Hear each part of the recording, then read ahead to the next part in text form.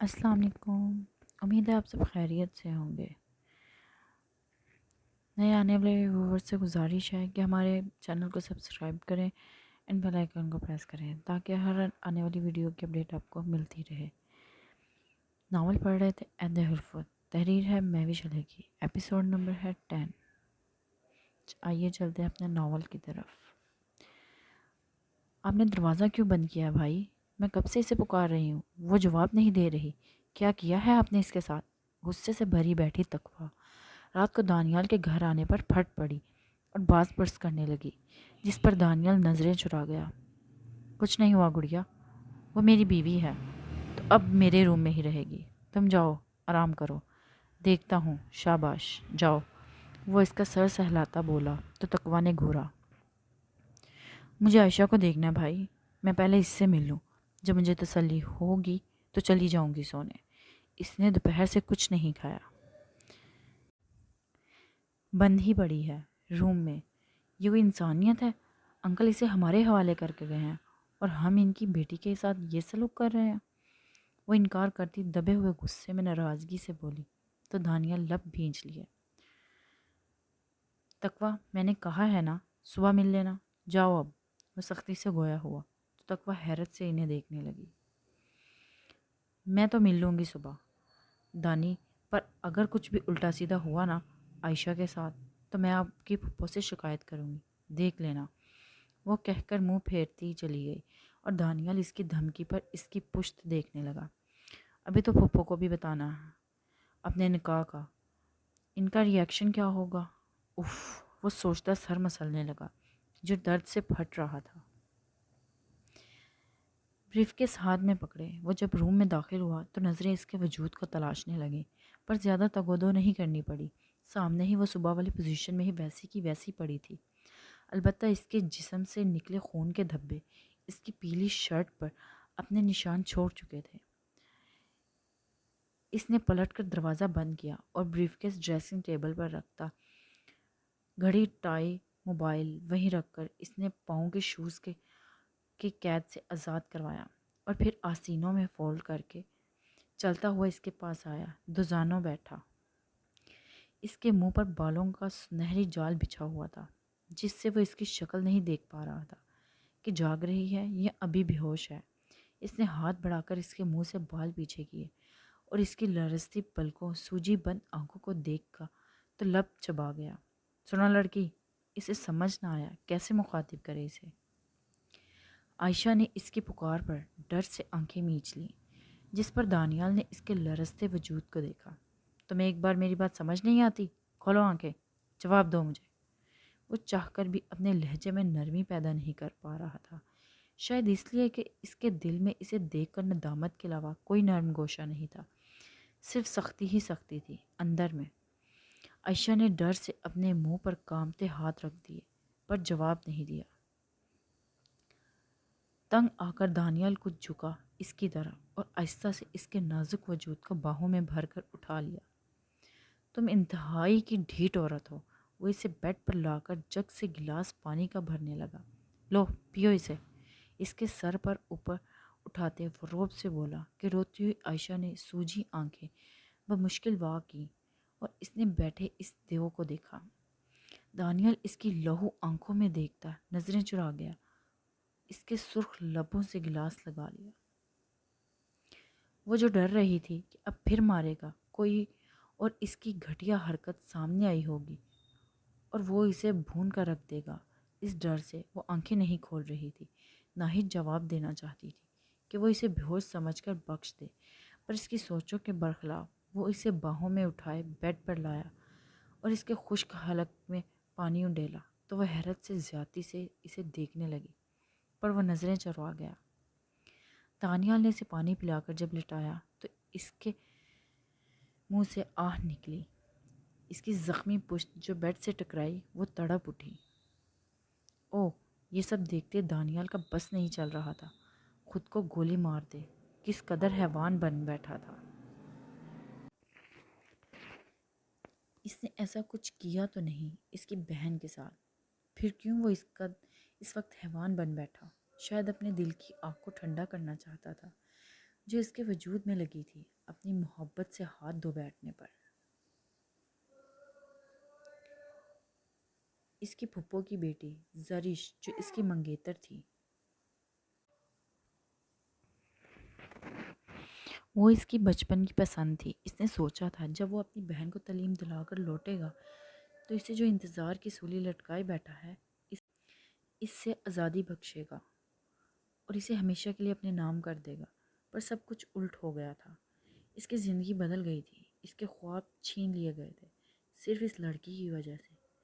کاش وہ جب رپورٹ لے کر آئی تھی تو دھکے دے کر اسے نکال دیتا تو یہ سب نہ ہوتا۔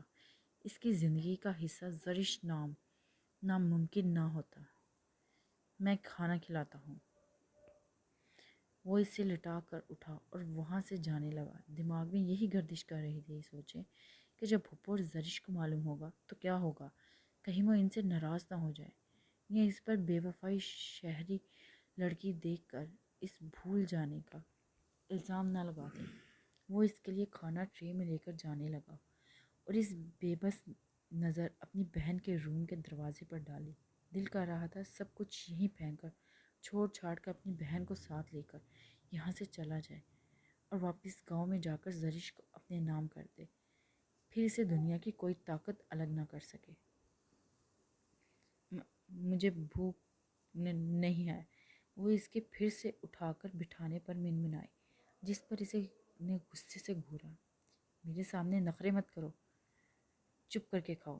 وہ اس کے غصے بھرے لہجے پر سہم گئی اور دانیال کے نوالا منہ میں ڈالنے پر حیرت چھپاتی کھانے لگی۔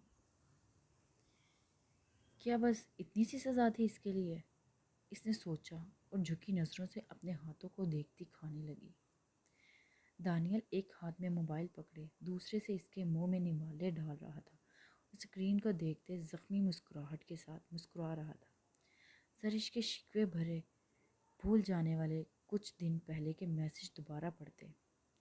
بس ایک چور نظر اس پر ڈال کر وہ بولی تو دانیال نے سر ہلایا اور ٹرے اٹھا کر وہاں سے چلا گیا۔ عائشہ آہستہ سے لیٹنے کی کوشش کرنے لگی اور درد سے اپنی سسکیاں دبا کر کوہنیاں بیڈ پر ٹکا کر لیٹ گئی، پر زخموں میں جیسے کسی نے مرچیں ڈال دی ہوں۔ اماں! درد کی تاب نہ لاتے وہ اپنی ماں کو پکارنے لگی، پر جواب نادار۔ اس کے آنسو مزید روانی سے بہنے لگے، کچھ اندر کا درد تھا تو کچھ باہر کا۔ کچھ دیر بعد کھانے کے نام پر چائے کا کپ بنا کر پی کر دانیال روم میں داخل ہوا اور دروازہ لاک کیا۔ وہ اس کے قدموں کی چاپ قریب ہوتی سن کر لرزنے لگی، جان جیسے ہوا ہو رہی تھی۔ وہ اسے سمجھ نہیں پا رہی تھی کہ دوپہر کو تو بے دردی سے مار کر گیا تھا، پھر اچانک کیا ہو گیا؟ وہ اس سے اس قدر اپنے برتاؤ میں نرمی لے آیا تھا۔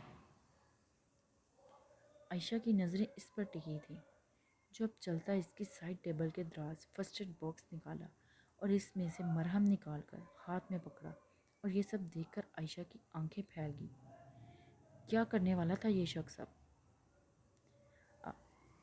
آپ یہ کیا کر رہے ہیں؟ بھرائی آواز میں وہ کمزور سی مزاحمت کرنے لگی۔ جب دانیال نے اسے منہ کے بل بیڈ پر ڈالا، شش، آواز نہیں، وہ سرزش کرتا بولا۔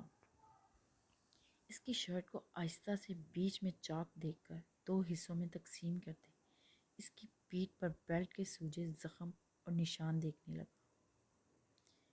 کیوں آئی ہو میری زندگی میں؟ مجھے برا انسان بنانے؟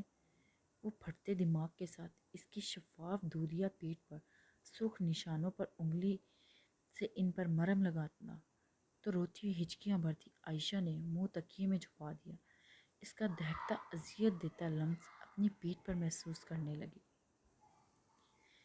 وہ اسے اپنی کھلی شرٹ پہنا کر لائٹ آف کرتا خود سگریٹ کا پیکٹ اٹھا کر بالکنی میں آ گیا۔ گہری سانس بھرنے لگا گھٹن سے نکل کر۔ عائشہ کہاں ہے بھائی؟ مجھے ملنا ہے۔ صبح سویرے وہ نماز قرآن کی تلاوت کے بعد دانیال کے روم کے دروازے کے سامنے کھڑی۔ دانیال نے اس کے سرخ چہرے کو دیکھتے روم سے باہر نکل گیا تو وہ بے چینی سے اندر داخل ہوئی اور بیڈ پر سوئی دانیال کی شرٹ میں ملبوس سنہری بال تکیے پر بکھیرے اس کے معصوم انتہائی خوبصورت چہرے کو دیکھا، جس پر اب کچھ سرخ نشان پڑ گئے تھے۔ وہ مسکراتی سکون کا سانس بھرتی اس کے پاس آئی اور کنارے پر ٹک کر جھک کر اس کے ماتھے پر بہن کی محبت کی طرح بوسہ دیا۔ کاش میں تمہیں بچا سکتی مہکار، بھابھی کی چالوں سے۔ اس کے کمزور ہاتھ کو اپنے ہاتھ میں لے کر وہ بولی تو آنکھیں اس کی حالت پر ڈبڈبا گئیں۔ تم جاؤ، یونی کے لیے تیار ہو جاؤ، اسے چھوڑو، سو رہی ہے۔ دانیال پیچھے سے بولا تو تقویٰ مسکراتی اٹھی اور اس کے سینے سے لگ گئی۔ تھینک یو بھائی، میری دوست کا خیال رکھنے کے لیے۔ اللہ آپ کی زرش کو اچھا جیون ساتھی دے۔ اس کی باتوں پر دانیال لب بھیج کر رہ گیا اور زرش کے لیے کسی دوسرے ساتھی کی دعا پر اس کا دل جیسے کسی نے مٹھی میں جگڑ لیا ہو، اور وہ کمال مہارت سے ضبط کر گیا۔ پر ان سب کے باوجود اس کی سرخ رنگت عائشہ کی نظروں سے چھپ نہ سکی۔ وہ کروٹ بدل کر بے آواز رو پڑی کہ کس طرح اس کی زندگی کی خوشیاں چھین کر ناپسندیدہ وجود کی طرح زبردستی داخل ہو گئی ان کے بیچ۔ سنو، وہ جاتی ہوئی مسز ہانیہ کو مخاطب کرنے لگا، جنہوں نے حیرت سے اسے مخاطب کرتے دیکھا۔ بولو، وہ مسکراتی پاس آئی۔ پرسوں رات کو انگیجمنٹ کی ڈیٹ رکھ لو، وہ کہہ کر لبوں سے سگریٹ دباتا معنی خیزی مسکراہٹ کے ساتھ وہاں سے نکلا۔ پر پیچھے مسز ہانیہ کی خوشی کا کوئی ٹھکانہ نہیں رہا۔ وہ جھومتی روم میں باہر نکلتے وہاد صاحب کی جانب بڑھی۔ آپ نے دیکھا وجی، وہ ٹھیک ہو رہا ہے۔ اس نے لیلا سے میری پسند سے شادی کے لیے ہاں کر دی اور اب ڈیٹ بھی دے دی انگیجمنٹ کی۔ او مائی گاڈ، مجھے تو یقین نہیں آ رہا۔ انہیں جھومتے دیکھ کر وہاد صاحب مسکرا دیے۔ ہانیہ، مجھے یقین نہیں ہو رہا۔ ربیل مرتضیٰ نے مٹھائی کا چھوٹا سا پیس مسز ہانیہ کے منہ میں ڈالتے ہوئے خوشی سے کہا، اور مسز ہانیہ کے پاس بیٹھی اپنی بیٹی لیلا پر فخر ہوا۔ اب یقین کر لو، یہی سچ ہے۔ میں اپنے بیٹے کے لیے تمہاری بیٹی کا رشتہ مانگنے آئی ہوں۔ کیوں حاج؟ انہوں نے مرتضیٰ صاحب سے باتیں کرتے وہاد صاحب کو مخاطب کیا، جنہوں نے مسکراتے سر ہلایا۔ Love you aunty. لیلا خوشی سے مسز ہانیہ کے ساتھ لگی۔ انہوں نے محبت سے اس کے گرد بازو ڈالا۔ لو یو ٹو میری جان، تمہاری وجہ سے ہی سائم اور میرا ریلیشن اچھا ہوا ہے۔ انہوں نے مشکور نظروں سے دیکھتے اس کے ماتھے پر لب رکھے، اور انگیجمنٹ کی ڈیٹ پر ڈسکس کرنے کے بعد اتنی جلدی ارینجمنٹ پر پریشان ہوئی۔ پر ہانیہ بیگم نے کہہ دیا، یہی تاریخ ہے، اس سے نہ آگے نہ پیچھے۔ اور وہ سب حامی بھر گئے۔ لیلا کے تو پاؤں زمین پر نہیں پڑ رہے تھے۔ سائم زید، ہزاروں لڑکیوں کی آنکھوں کا خواب، اور اس کا رشتہ اس کے لیے آیا ہے، یہ سوچتے ہی وہ اڑنے لگی ہواؤں میں۔ وہ بھلے ہی ملتے ہوئے اپنے چہرے پر بزاری سجا لیتا تھا، پر اندر سے اس سے محبت کرتا تھا، یہ سوچتے ہی اس کا دل جھوم اٹھتا۔ سائم نے رشتے کے لیے اپنی موم کو بھیجا ہے، یہ نیوز سب کو سنانے کے لیے وہ بے چین تھی۔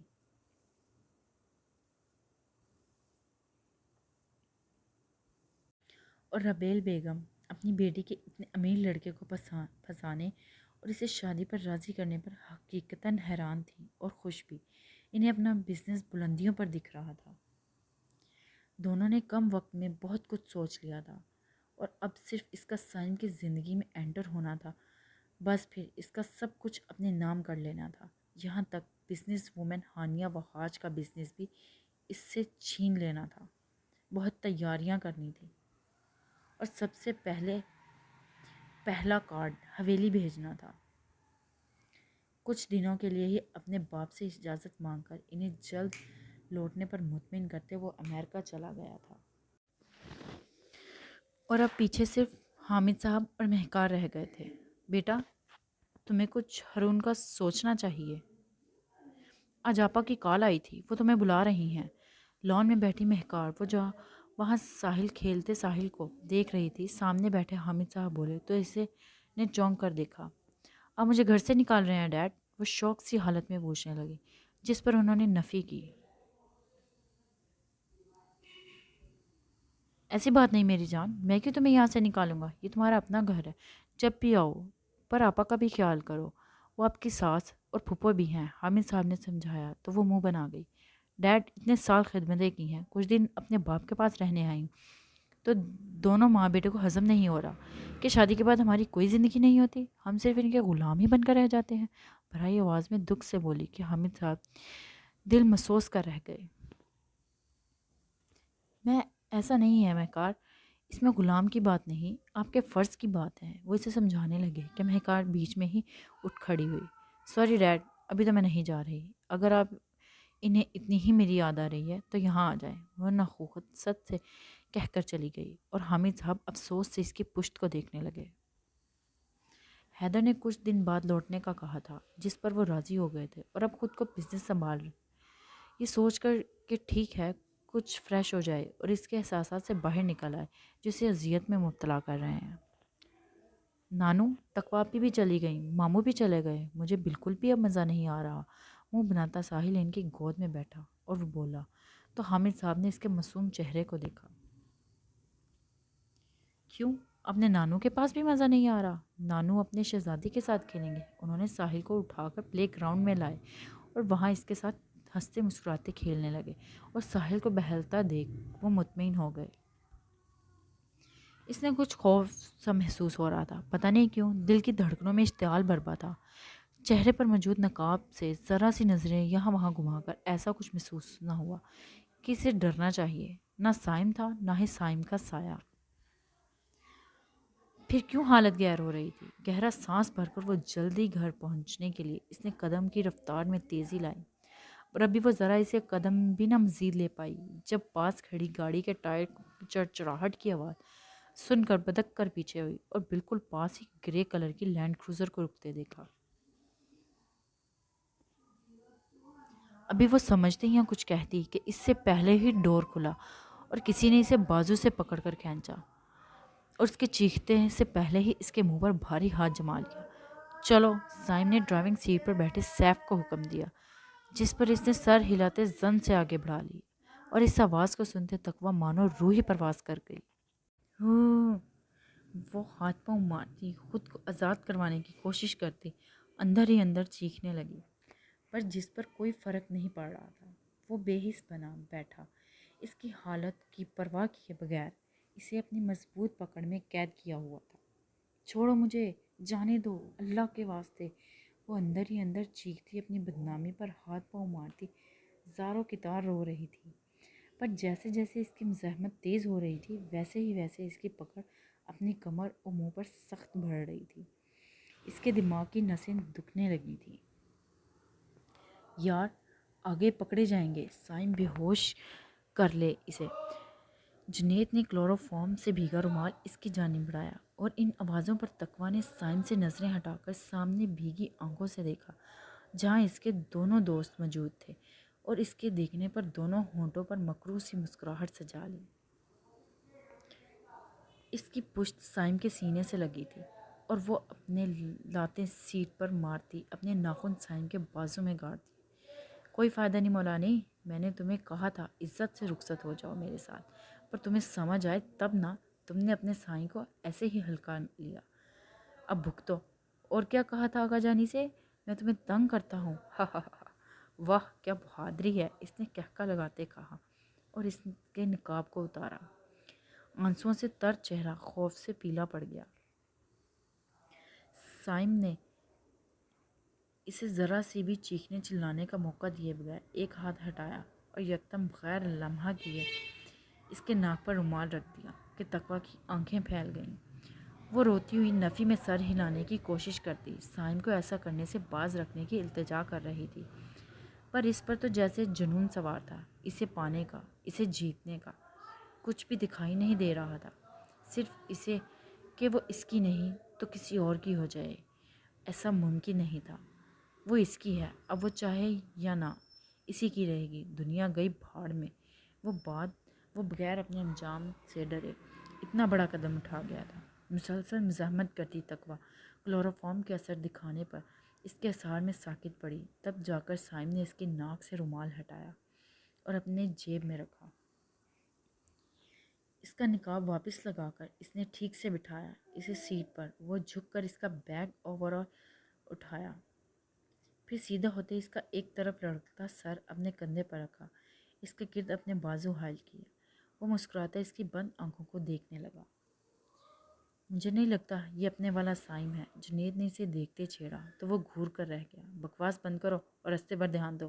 اس کی جھڑک پر جہاں جنید نے مسکراہٹ کا گلا گھونٹا تھا وہیں سیف نے کہکا لگایا۔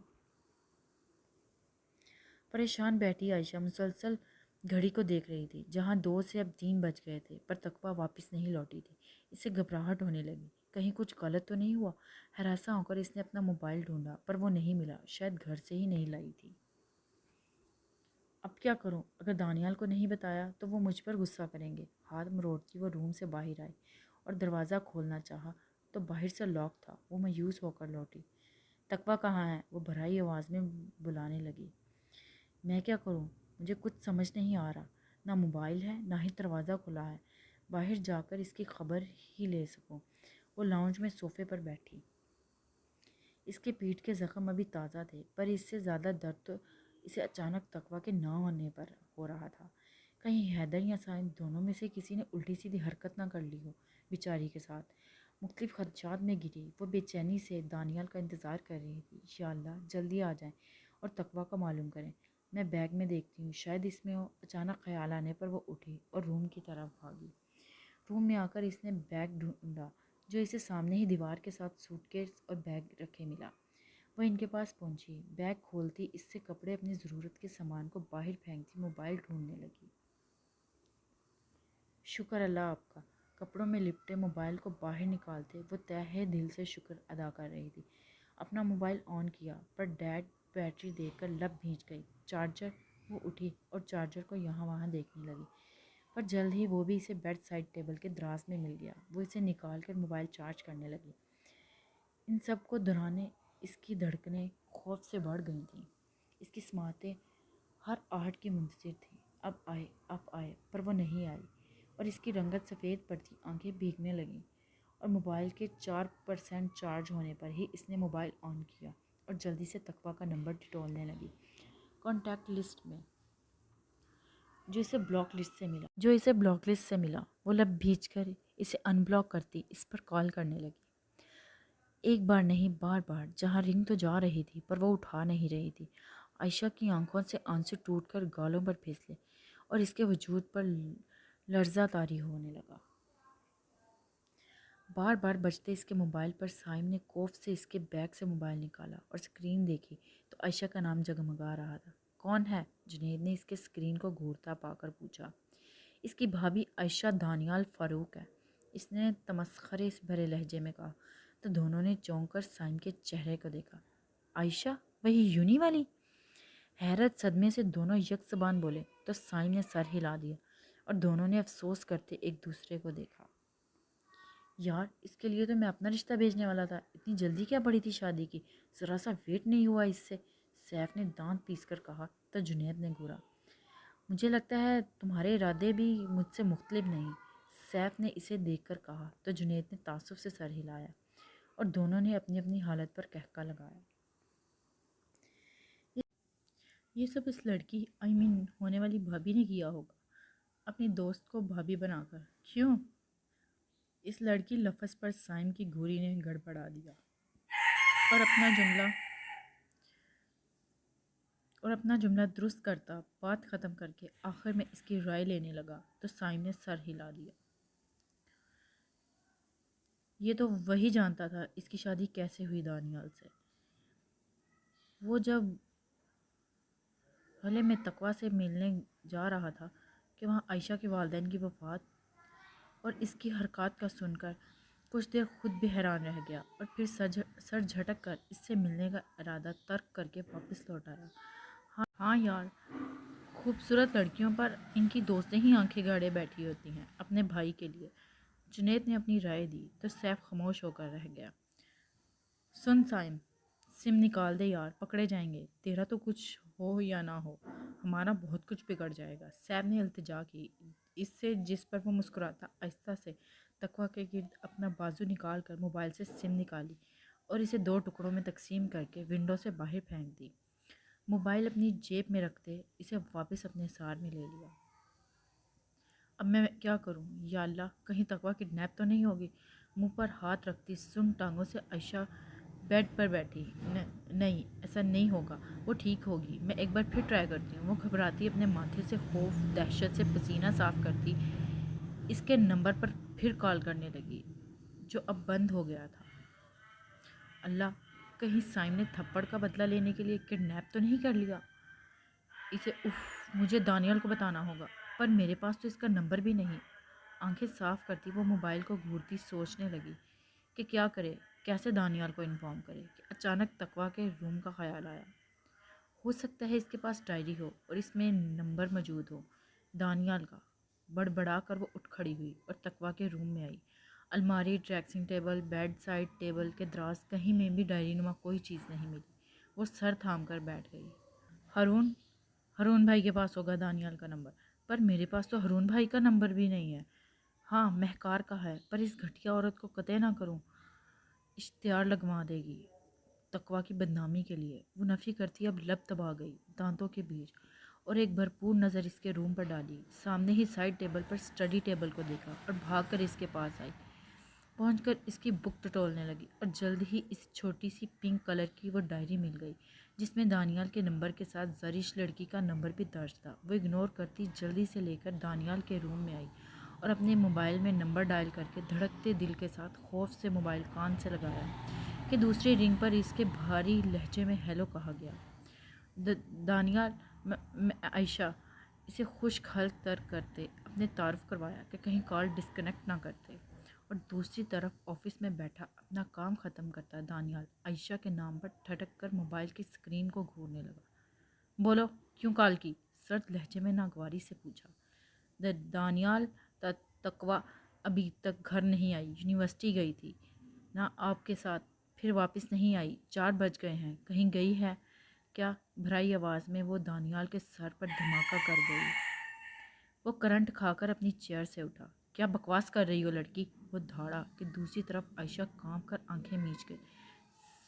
سچ کہہ رہی ہوں، آپ کہیں سے معلوم کروائیں، وہ ابھی تک نہیں لوٹی۔ وہ لبوں پر زبان پھیر کر بولتی اس کی روح کھینچ گئی۔ تم نے کال کی اسے یا اس کی کوئی کال آئی؟ وہ بریف کیس اپنا کوٹ اٹھا کر وہاں سے بھاگنے والے انداز میں نکلا۔ کیا ہوا؟ کہاں جا رہے ہو؟ ہارون فائل لے کر باس کی روم کی طرف جاتا اسے عجلت میں نکلتے دیکھ کر اس کے چہرے کے خطرناک حد تک پریشان تاثرات پر خود بھی پریشان ہوا۔ میں بعد میں بتاتا ہوں، ابھی جلدی میں ہوں، باس سے کوئی بہانہ بنا کر سنا دینا۔ وہ کہہ کر بھاگتا سیڑھیاں اترتا نیچے آیا اور اپنی گاڑی میں بیٹھتا وہاں سے نکلا۔ جی کال کی پر کسی نے اٹھائی نہیں اور اب موبائل آف ہے اس کا۔ ٹھیک ہے، میں پہنچ رہا ہوں، اسے کہہ کر کال ڈسکنیکٹ کی۔ اچھا ہوگا تمہاری زندگی کے لیے حیدر شاہ، اگر تم نے یہ کیا نا۔ تو وہ بپھرا شیر بنا گاڑی کو اڑا کر لے جا رہا تھا۔ گاڑی کو جہاز کی طرح آتے اپنے گھر کے سامنے روکی، باہر نکلا اور بھاگتے دروازہ کھول کر اندر داخل ہوا۔ کہاں ہو لڑکی؟ اس نے عائشہ کو پکارا جس پر وہ بھاگتی آئی۔ تم نے کتنے بجے کال کی تھی؟ وہ اس کا کوئی رپلائی آیا؟ اس نے کبھی ایسی کوئی بات کی تھی تم سے جس سے یہ ظاہر ہو کوئی اسے پیچھے ہے یا کوئی اسے تنگ کرتا ہے؟ وہ سامنے کھڑا بے چین خونخوار ہو کر پوچھ رہا تھا اور عائشہ اس کے سرد لہجے پر گھبرائی۔ نہیں، اس نے کبھی ایسا کوئی ذکر نہیں کیا، اور ابھی کچھ دیر پہلے ہی میں نے موبائل نکالا بیگ سے، تقویٰ کو کال کرنے کی کوشش کی، پر پہلے اس کی کال جا رہی تھی، بعد میں بند ہو گئی سم، اور پھر آپ کو کال کی۔ وہ نظریں نیچے کیے سب کچھ بتانے لگی۔ کیا اس کی کوئی دوست ہے جس کے پاس کبھی گئی ہو یونی کے بعد؟ وہ نہیں چاہتا تھا کہ باہر نکل کر واویلا کرے، تبھی اس سے پوچھ گچھ کر رہا تھا تاکہ گاؤں والوں تک یہ دل دہلا دینے والی بات نہ پہنچے۔ نہیں، اس کی کوئی دوست نہیں، صرف میرے علاوہ، وہ کہہ کر لب بھیج گئی۔ گھر سے باہر مت نکلنا، اور کچھ بھی ہو مجھے انفارم کرنا۔ تقویٰ لوٹ آئے۔ میں جا رہا ہوں اسے ڈھونڈنے، اور دروازہ بند کرو، اسے حکم دیتا پھر سے بھاگا اور عائشہ اس کی پشت دیکھنے لگی۔ کیا مطلب؟ میں گھر سے بھاگ جاؤں گی؟ اس کی آنکھیں ڈبڈبا گئی۔ وہ سست قدم اٹھاتی تقویٰ کی خیریت کی دعا مانگتی دروازہ بند کر کے اکیلے گھر میں لاؤنج میں بیٹھ گئی، صوفے پر پیر پسارے۔ حیدر، حامد شاہ، باہر نکلو! وہ دھاڑتا گیٹ پر کھڑے گارڈ کو پیچھے دھکا دیتا اندر داخل ہوا کہ پلے گراؤنڈ میں کھیلتے حامد شاہ اس آواز پر سر اٹھائے سامنے دیکھنے لگے جہاں سرخ چہرے کے ساتھ دانیال بپھرا شیر بنا دھاڑ رہا تھا۔ کیا ہوا دانیال، سب ٹھیک ہے؟ حامد صاحب پریشان سے ساحل کو وہیں کھیلنے کی تاکید کرتے اس کے پاس آئے۔ حیدر کہاں ہے؟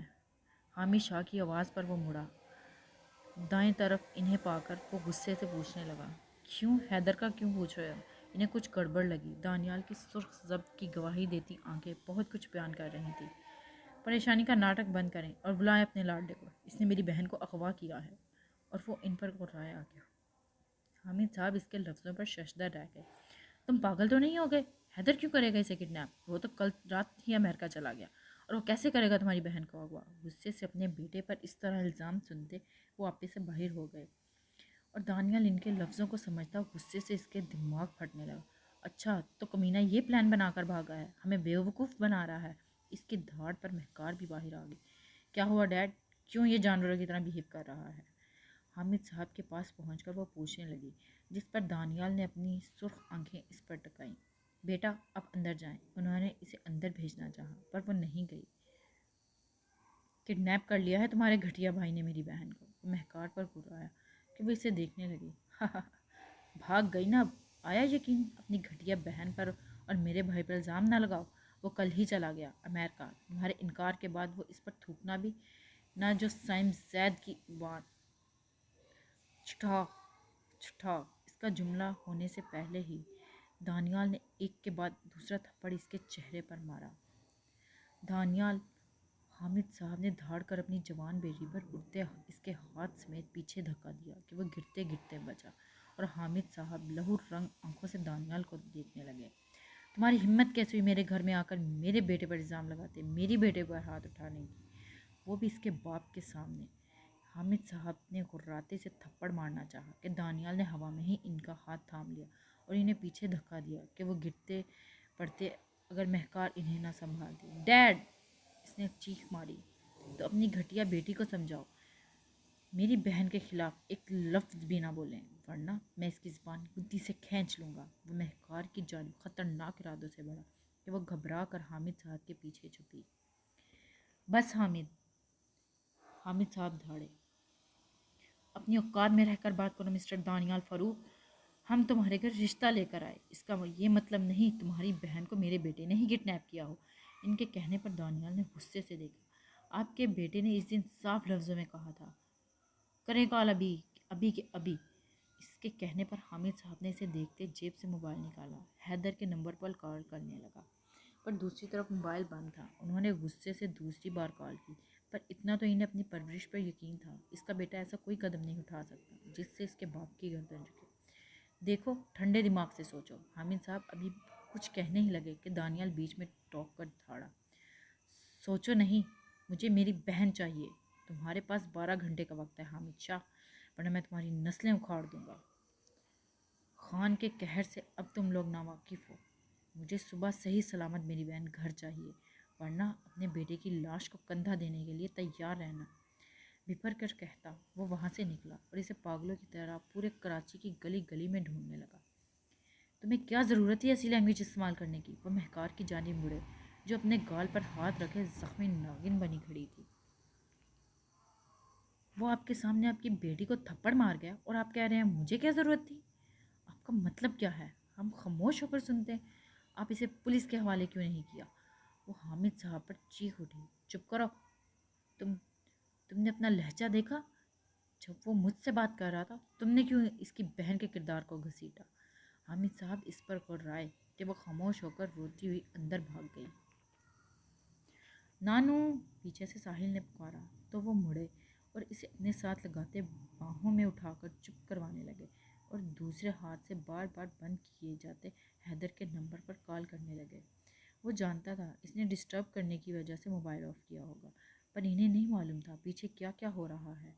وہ صرف ایک بار اس سے کال کر کے پوچھنا چاہتے تھے کہاں ہو، باقی ان کا کوئی ارادہ نہیں تھا اسے یہ بتانے کا کہ تقویٰ کڈنیپ ہو گئی، کیونکہ وہ جانتے تھے وہ بھاگتا آئے گا اور اس لڑکی سے شادی کر لے گا جو وہ اب ہرگز نہیں چاہتے تھے۔ کراچی کی حدود سے نکلتے گاڑی گھڑ گھڑ کے کچرے رستے میں اتری اور چلتی ہوئی ایک چھوٹے سے گھر کے سامنے رکی۔ چل آجا! سیف نے باہر نکل کر انگڑائی لی اور اپنے سن بازو کو حرکت دینے لگا۔ جنید نے سائم کی سائڈ والا دروازہ کھولا اور اس سے بولا۔ سائم نے احتیاط سے اسے بے ہوش وجود کو باہوں میں بھر کر باہر نکالا اور چلتا ہوا سامنے گھر میں داخل ہوا، جس کا دروازہ سیف پہلے ہی کھولا ہوا تھا۔ ان کے اندر جاتے ہی سیف نے دروازہ بند کیا۔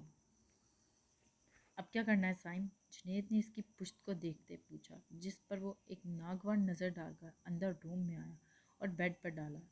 اس نے مسکراتی نظر اس کی بند آنکھوں پر ڈالی اور جھک کر ان پر لب رکھے اور جلدی سے پیچھے ہٹ گیا۔ یہ سب مجھے بھی اچھا نہیں لگ رہا مولانی، اگر تم عزت سے مان جاتی تو میں یہ سب نہ کرتا۔ ایک تمہارا بھائی نہیں مان رہا تھا، دوسرا تمہیں میں ایک برا انسان ہی دکھتا ہوں۔ آغا جان تمہاری خوشی کے آگے مجبور ہے، میری تم سنتی نہیں ہو، اور وہاں مسز ہانیہ تمہیں میرا ہونے نہیں دیتی کیونکہ تم ایک مڈل کلاس ہو۔ تو تم ہی بتاؤ میں کیا کرتا؟ تم پر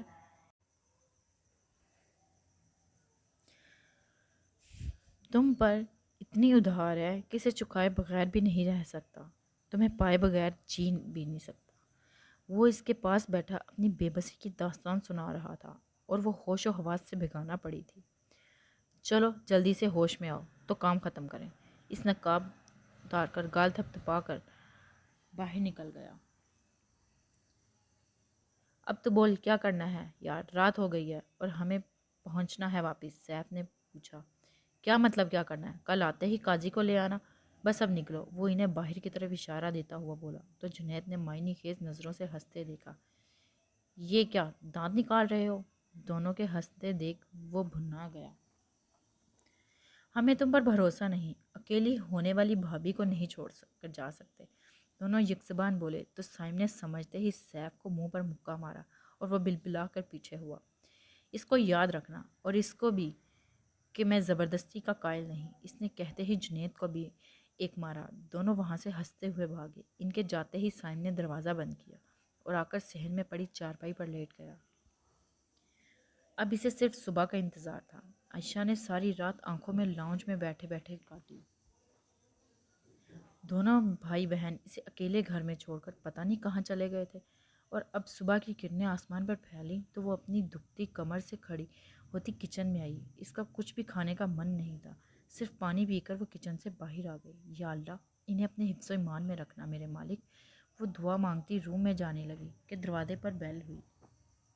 تقویٰ اس کے منہ سے نکلا اور دل بے ساختہ دھڑکا۔ وہ بھاگتی دروازے کے پاس آئی اور اسے کھولا تو سامنے ہی تھکا تھکا سا جھکے کندھوں سے دانیال اندر داخل ہوا۔ عائشہ نے اسے اندر آتے دیکھ کر پیچھے دیکھا جہاں کوئی نہیں تھا۔ وہ تقویٰ نہیں، میرا مطلب وہ نہیں ملی؟ بھرائی آواز میں دروازہ بند کرتے وہ اس کے پیچھے آئی اور دروازے پر رک کر اسے کان سے موبائل لگاتے یہاں وہاں ٹہلتے دانیال سے پوچھا۔ دانیال نے ایک نظر اسے دیکھا اور دان پیسے۔ شکل دفع کرو اپنی، بد دعائیں دی ہیں مجھے جاہل عورت۔ وہ دھاڑا کہ عائشہ کام گئی اور بے ساختہ قدم پیچھے لیتی تقویٰ کے روم میں گھس گئی۔ میں نے کب بد دعائیں دی؟ اللہ، میں تو خود کو کوس رہی ہوں کہ اپنا منحوس سایہ ان پر لا کر ان کی زندگی بدصورت بنا دی۔ اگر میں سائم سے نہ کہتی کہ تقویٰ نے اسے منع کیا ہے تو وہ کبھی اس کی طرف نہ جاتا اور نہ ہی اسے دیکھتا، پر سب میں نے کیا، اسے جان بوجھ کر اس کے پاس بھیجا، جبکہ تقویٰ مجھے کتنا فورس کیا تھا۔ وہ دروازے سے پیٹھ لگائے روتی ہوئی نیچے بیٹھتی بڑبڑانے لگی۔ اسے یقین تھا تقویٰ کو اغوا کرنے والا سائم ہی ہوگا، پر وہ دانیال کو بات نہیں بتا سکتی تھی کیونکہ اسے اپنی موت کو دعوت نہیں دینی تھی۔ اور دوسری طرف دانیال بے چین حویلی کال کر رہا تھا۔ حیدر شاہ نے اپنے ڈیڈ سے رات کو ہی رابطہ کیا اور اسے اپنی لوکیشن بھیجنے کے ساتھ کچھ تصویریں بھی میل کی کہ وہ امریکہ میں ہی ہے، اور ثبوت کے طور پر حامد صاحب نے بے عزتی کرتے دانیال کے منہ پر ماری کہ جا کر اپنے اس حویلی والے کو دیکھو جس کی حرکتیں ایسی گھٹیا ہیں۔ ہیلو آغا جانی کی آواز سپیکر سے گونجی۔ آغا جانی، سائم کہاں ہے؟ آغا جان کو کہیں کہ کال اٹھائیں، مجھے ان سے بات کرنی ہے۔ وہ عائشہ کی وجہ سے جاگ نہیں پا رہا تھا کہ ابھی گاؤں پہنچ کر سائم کو ڈھونڈ کر مارتا۔ وہ تو زمینوں پر گئے ہیں، شاید وہاں سگنل نہیں ہوں گے۔ تمہیں کیا ہوا اتنی صبح صبح کال کی؟ سب خیریت تو ہے؟ وجہ بتاتے انہوں نے پریشانی سے پوچھا۔ سائم کہاں ہے آغا جانی؟ اس نے میری بہن کو اغوا کر لیا ہے۔ آپ اس سے کہیں کہ تقویٰ کو چھوڑ دے ورنہ میں اس تک پہنچا تو اس کی لاش آپ کے در پر پھینک جاؤں گا۔ کب سے ضبط کیے بیٹھا وہ چیخا کہ آقا جانی گھبراتی موبائل کو دیکھنے لگی۔ یہ کیا کہہ رہے ہو سائم؟ ایسا کیسے کر سکتا ہے؟ انہیں جیسے صدمہ لگا سمجھتے۔ یا آپ اس سے پوچھیں کہ وہ اسے کال کر کے کہیں کہ خاموشی سے میری بہن کو میرے گھر چھوڑ جائے، ورنہ اس کی ابھی بات بیچ میں ہی تھی کہ آقا جانی نے دل پر ہاتھ رکھتے اسے خاموش کروایا۔ میں کرتی ہوں اس سے بات، تم فکر مت کرو، مل جائے گی، اللہ خیر کرے، انہوں نے کہتے کال کاٹی اور سائم کا نمبر ڈائل کرنے لگی۔ پلیز مجھے جانے دو سائم، میں نے تمہارا کیا بگاڑا ہے؟ گھٹنوں میں منہ دیے بیٹھی روتی ہوئی تقویٰ گڑ گڑا رہی تھی اور وہ اسے روتا دیکھ کر غصے سے گھور رہا تھا۔ میرا دماغ مت کھاؤ مولانی، میں نے تمہیں پہلے ہی وارن کیا تھا، اب کیوں یہ رونا دھونا؟ وہ اس کے سر پر کھڑا غصے سے گھرایا کہ وہ سہم گئی۔ اسے جب ہوش آیا تو خود کو انجان روم میں پا کر وہ خوفزدہ ہو گئی، اور جب دماغ بیدار ہوا تو کل کا واقعہ یاد کرتے وہ جی جان سے لرز اٹھی، اور تب سے رو رو کر اسے منتیں کر رہی تھی کہ اس کے بھائی کا کیا ہوگا۔ کیوں کر رہے ہو ایسا؟ ایسا ہاتھ جوڑتی، جانے دو اور معاف کرو، اگر کوئی غلطی ہوئی ہے تو مجھے بخش، ایسا ہاتھ جوڑتی ہوں، جانے دو، مجھے معاف کر دو، اگر کوئی غلطی ہوئی ہے تو پر مجھے بخش دو۔ پر وہ بے رحم بے حس پنا اسے روتے ہوئے دیکھ رہا تھا۔ وہ ہچکیاں بھرتی، دھاڑے مارتی التجائیں کر رہی تھی۔ مجھے کچھ نہیں سننا، تم میری بنو گی، سن لو اور دماغ میں بٹھا لو، تمہیں مجھ سے نکاح کرنا پڑے گا مولانی، وہ ضد سے چیختا کہتا روم سے باہر نکلا، اور تقویٰ روتی نفی میں سر ہلاتی دانیال کو پکارنے لگی۔ آؤ پلیز اپنی بہن کو بچا لو، جس طرح مہکار سے بچایا تھا، ایک بار پھر بچا لو، ورنہ وہ کسی کو منہ دکھانے کے لائق نہیں رہے گی۔ مسلسل آتی آغا جانی کے نمبر سے کالز پر سائم باہر صحن میں چارپے پر بیٹھا بے چین ہو اٹھا۔ وہ سیف اور جنید کا انتظار کر رہا تھا کہ قاضی کو لے کر آئیں تاکہ سب کچھ اپنے انجام تک پہنچے۔ السلام علیکم، تھک ہار کر اس نے اوکے کرتے موبائل کان سے لگایا تو دوسری طرف گرجتی برستی آغا جانی کی آواز گونجی۔ کہاں ہو تم سائم؟ کہاں رکھا ہے تقویٰ کو؟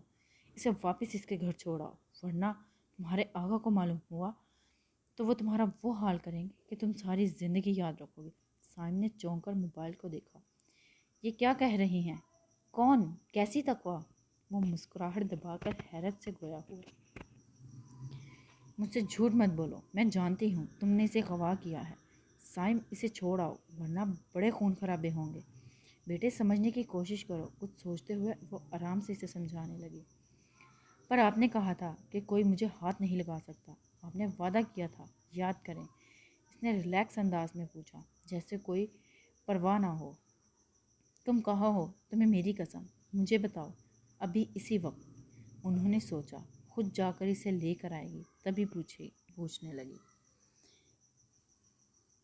اور آپ کو میری قسم، اگر اپنے علاوہ آپ نے کسی کو بتایا یا کسی کو ساتھ لائیں، میں آپ کو ایڈریس بتا رہا ہوں، آ جائیں اپنے پوتے کے نکاح میں شرکت کریں۔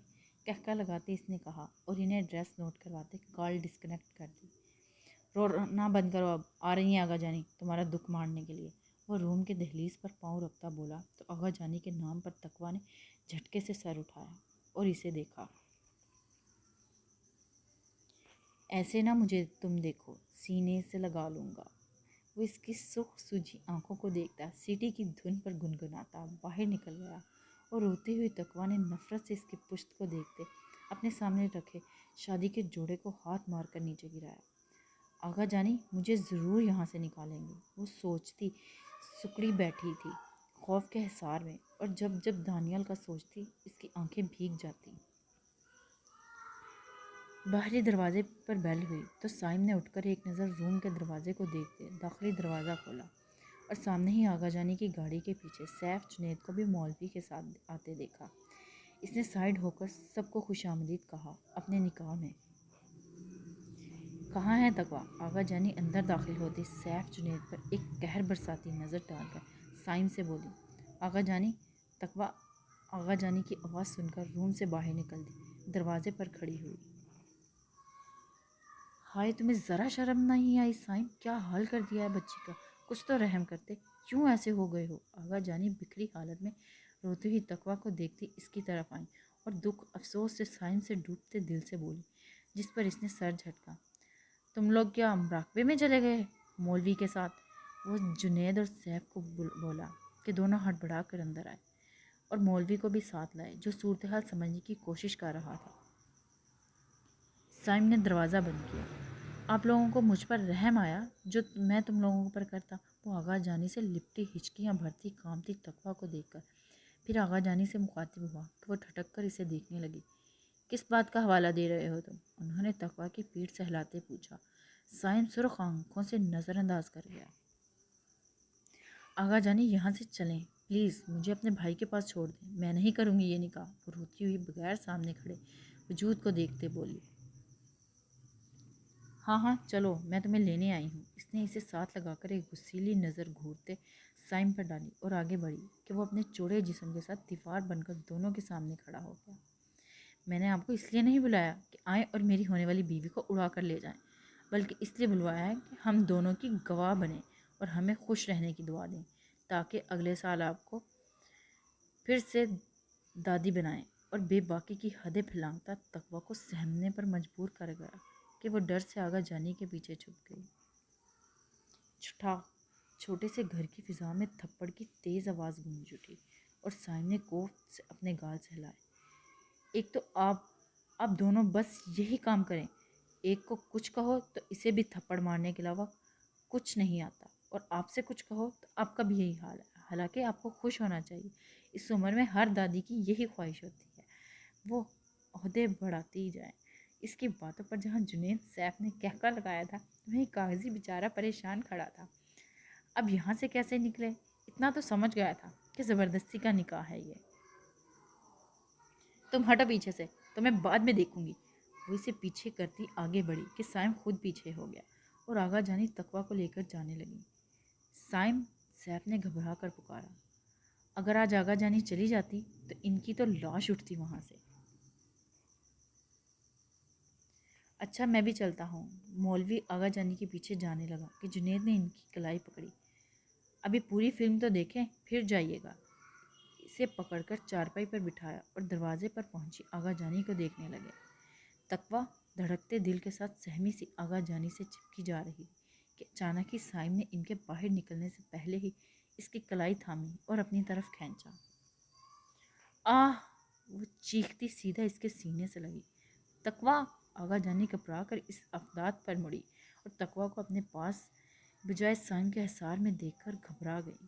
چھوڑو اسے سائم، کچھ تو اس کی عزت کا خیال کرو۔ کیا ہو گیا؟ تمہارے اس عمل کے بعد اس کے بھائی کا کیا ہوگا جو پورا شہر ڈھونڈ رہا ہے؟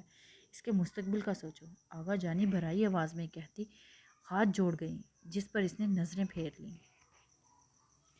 آ جائیں، وہ روتی ہوئی مزاحمت کرتی اس کے اصرار سے خود کو چھڑوانے کی کوشش کرتی تقویٰ کو لے کر واپس اندر جانے لگا۔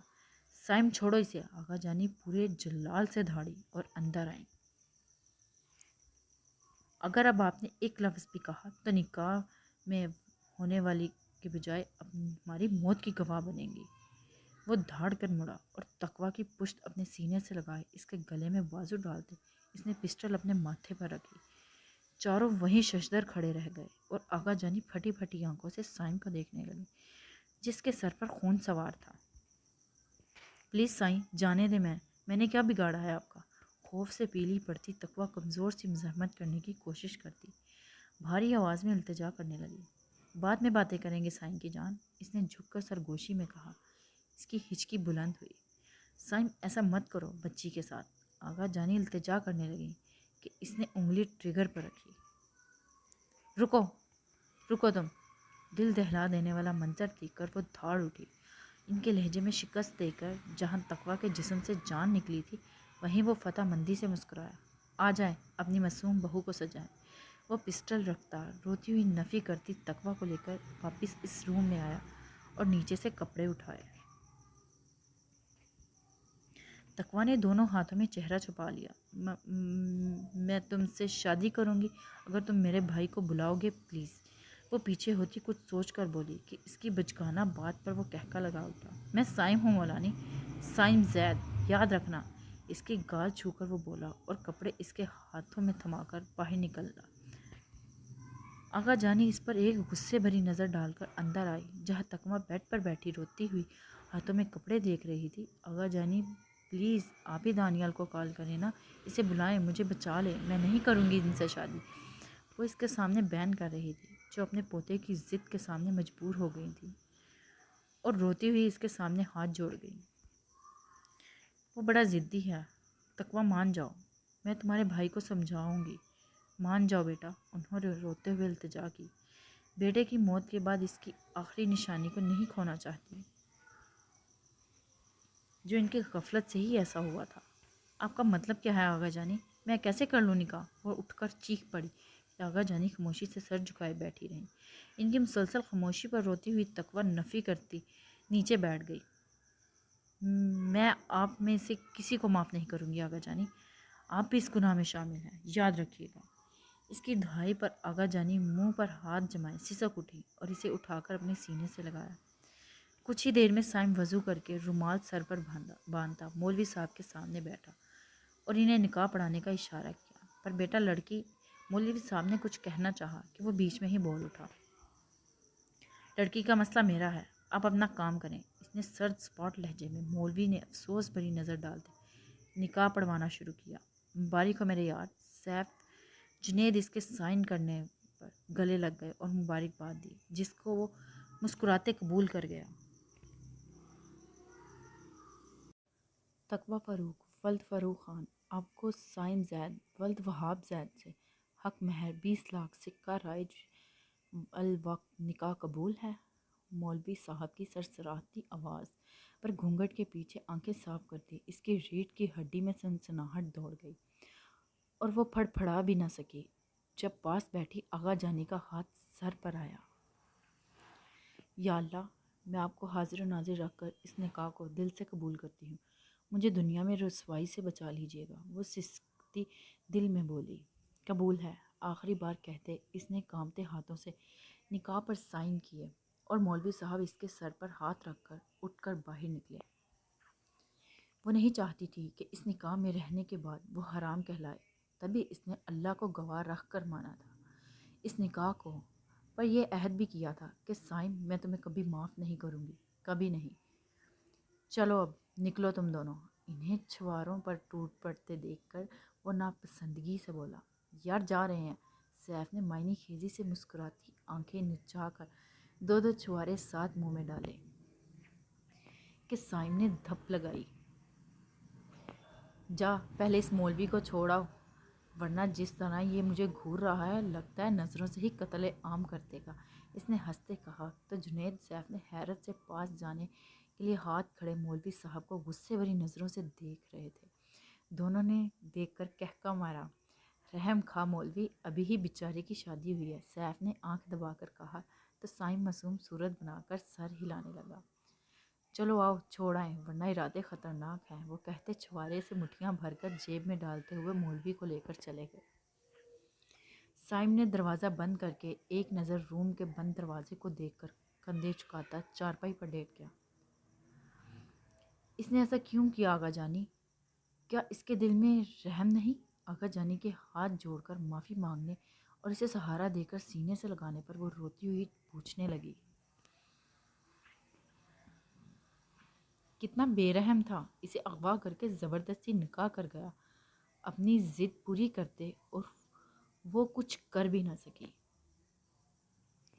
بیٹا، اسے ایسا بنانے والے ہم ہی ہیں، آغا جانی اس کے سر پر ہاتھ پھیرتی بولی تو تقویٰ حیرت سے نظریں اٹھائیں کہ وہ نظریں چرا گئی۔ سچ کہہ رہی ہوں، ہم سب کے ساتھ انصاف کرتے ہیں، صرف ایک تمہارے ساتھ اور ایک اس کے ساتھ ناانصافی کر گئے۔ آغا جانی شرمندہ سی بولی تو تقویٰ الجھ گئی۔ کیا وہ ایسا تھا کہ اپنے ساتھ ناانصافی ہونے دے؟ اس کے ساتھ کیسی ناانصافی؟ اور آغا جانی، اگر یہ میر وہاب سائیں کا بیٹا ہے، سائم تو یہ حویلی میں کیوں نہیں تھا؟ اور یہ رضا سائیں جیسا اخلاق تمیز رحم والا کیوں نہیں؟ وہ اٹھ بیٹھی اور ہاتھوں کی ہتھیلیوں سے چہرہ صاف کیا۔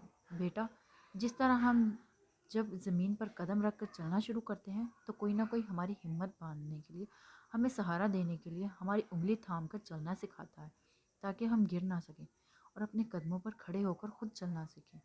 اور اس کے برعکس جب کوئی چلنا سیکھ رہا ہو اور اسے کوئی گرتے اٹھتے سنبھالنے والا، انگلی تھام کر چلانے والا نہ ہو، تو وہ کہاں کھڑا ہو سکتا ہے؟ لڑکھڑا کر گر جاتا ہے کیونکہ سنبھالنے والا نہیں ہوتا۔ وہ منہ کے بل، کبھی پیٹھ بل گر جاتا ہے، پر اس کی رہنمائی کے لیے کوئی نہ کوئی تو ہوتا ہو۔ اسے ایسی کوشش کرنے تے بھی ڈر لگتا ہے اور وہ کوئی دوسرا سہارا ڈھونڈنے لگتا ہے، پر ملتا نہیں، تب بے بس ہو کر چھوڑ دیتا ہے کوشش۔ ویسے ہی میرا پوتا سائم، ایک معصوم گلاب جس کی جب کچھ سیکھنے کی عمر تھی تو اس کے لیے کوئی نہیں آیا، وہ بے سہارا، بے بس دوسروں کے رحم کرم پر پڑا رہا، اور وہ سب اس کے معصوم دماغ میں زہر انڈیلتے رہے کہ اسے اچھائی کی بجائے برائی کی طرف دھکیل دیا۔ جس نے اپنی چھوٹی سی عمر میں ایسی قیامتیں دیکھی ہیں کہ اللہ نہ کرے کوئی دوسرا بچہ ایسی درندگی کا شکار ہو۔ انہوں نے روتے ہوئے کہا تو تقویٰ درندگی لفظ پر دہل کر انہیں دیکھنے لگی۔ کیا مطلب درندگی؟ آغا جانی نے اس کی کپ کپاتی آواز کو سنا اور سر اٹھایا، پھر اسے ساری حقیقت بتا گئی تو تقویٰ منہ کھولے سننے لگی۔ کیا ان امیروں کے ساتھ بھی ایسا ہوتا ہے؟ میرے بیٹے وہاب کے جانے کے بعد مجھے ایسا صدمہ لگا کہ میں دنیا جہاں سے غافل بسترے پر پڑی رہی، اور وہ الگ اپنے جوان بیٹے کی موت پر ٹوٹ گئے۔ ان سب کے دوران ہم نے کبھی اپنے بیٹے کی نشانی کو یاد نہ کیا، کیونکہ جب وہ پیدا ہوا تھا کبھی حویلی آیا ہی نہیں تھا، نہ اس کی ماں ہمارے پاس اسے چھوڑتی تھی۔ یہاں سے کوئی شہر جاتا تو اس سے مل آتا اور وہاں آ کر ڈھیر ساری تعریفیں اس کی کرتا کہ بیٹا نہیں شہزادہ ہے میر وہاب کا۔ ہم اپنے غم میں تھے، وہاں وہ ملازموں کے رحم پر پڑا۔ اپنے ماں اپنے دوسرے شوہر کی سنگت میں سب کچھ بھلا بیٹھی تھی، اور صبح جب اٹھتی تو ناشتہ یا کھانا لیٹ ہونے پر ملازموں کو ڈانٹتی، جس کا بدلہ وہ اس سے جانے کے بعد سائم سے لیتے، اسے بری طرح مارتے پیٹتے کہ وہ انسانوں کی پرچھائی سے بھی ڈرنے لگا تھا۔ اس کی ماں کو کوئی خبر نہیں تھی کہ اس کے پیچھے اس کے بیٹے کے ساتھ کیا ہو رہا ہے۔ وہ کرتی بھی کیوں؟ وہ تو اس کے ناپسندیدہ شخص کی اولاد تھا جو جیے یا مرے اس کی بلا سے۔ ملازم اس پر ہانیہ کی غلط غلیظ باتیں سناتے، اس کے معصوم ذہن میں غلیظ باتیں ڈالنے لگے کہ ان شیطانوں کو کھیلنے کے لیے ایک کھلونا مل گیا تھا۔ ایک دن اس سے زیادتی کرنے کی کوشش کی، اور وہ میرا معصوم پوتا بمشکل اپنی جان بچا کر ملازم کے سر پر جگ مار کر گھر سے باہر نکلا۔ رات کا وقت تھا، صرف ایک ہی ملازم تھا گھر میں، نہ لعنتی ہانیہ تھی نہ ہی وہاج۔ وہ بھاگتا گارڈ کے پاس گیا اور اس سے مدد مانگنے لگا، پر اس پر بھی شیطان سوار تھا، اور وہ دونوں نے اس معصوم بچے کو اپنی ہوس کا نشانہ بنایا اور اسے وہیں کوارٹر میں چھوڑ کر دونوں فرار ہو گئے۔ اللہ پوچھے ان سے، اسے درندوں کی طرح دیکھتے انہیں بدتر سے بدتر موت دے۔ وہ ڈائن جب اپنے یار کے ساتھ واپس لوٹی تو ملازمہ کے سائم کی ناموجودگی کا بتانے پر ہوش میں آئی اور اسے ڈھونڈنے لگی۔ 2 دن بعد انہیں وہ بری حالت میں بے ہوش کوارٹر میں ملا، اور وہ روتی لانتی سے ہاسپٹل لے گئی جہاں اس کا ہم سے چھپ کر علاج کروایا۔ ہمیں بھی جب ہوش آیا تو اس سے پوچھا کہ جس پر اس نے کہا کہ اسے بورڈ بھیج دیا ہے، اور ہم یہ سوچ کر خاموش رہ گئے کہ اس کی کوکھ ہے، اس کے جیسا بنے گا۔ یہ نہیں سوچا کہ ہمارے بیٹے کی نشانی ہے، اس کا خون ہے۔ ہم نے صرف اسے اس ماں کا بیٹا سمجھا، کبھی اس کی خیر یا خبر لینے کی کوشش نہیں کی۔ اور جب ہوش آیا تو بہت دیر ہو چکی تھی، وہ ہمارے ہاتھوں سے نکل چکا تھا۔ نہ اسے اس کے دادا سنبھال سکے نہ ہی دادی۔ وہ سنتا سب کی تھا، کرتا وہی تھا جو اس کے دماغ میں گونجتی، وہ باتیں اسے کہتی جو اس کے باپ کی محبت کے بدلے ملی موت۔ آغا جانی کہہ کر اس اذیت بھرے ماضی سے نکالنے کے لیے گہرے سانس بھرنے لگی، اور خاموشی سے سانسیں روک کے سنتی تقویٰ کے لیے اپنا دوسرا سانس لینا محال ہو گیا۔ تو اس میں میرا کہاں قصور ہے جس کی مجھے یہ سزا ملی ہے؟ آپ نے کہا کہ آپ سے پہلے بھی ناانصافی ہوئی ہے، تو آپ اسے سدھارنے کی بجائے پھر میرے ساتھ کر گئیں۔ اسے اس راہ پر دھکیلنے والی اس کی ماں تھی، میں تو نہیں۔ پھر اس کے ظلم کا نشانہ میں کیوں؟